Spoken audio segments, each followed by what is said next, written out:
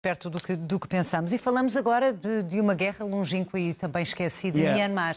Olha, eu quis trazer... A antiga Birmânia. Porquê? Porquê é que traz este tema esta semana? Trago porque é uma guerra, como tu sabes, está muito próxima da China e da Tailândia, mas sobretudo da China.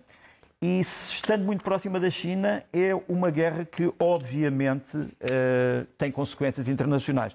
É uma guerra em que a junta militar está a ser confrontada por vários grupos de guerrilha. Eu trago aqui hoje um grupo de guerrilha do chamado povo Karen.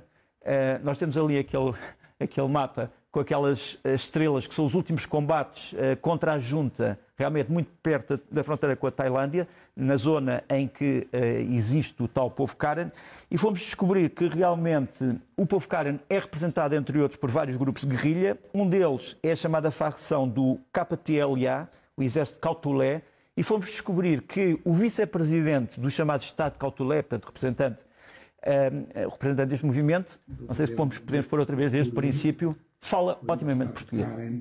Da Birmânia, também conhecida como Myanmar.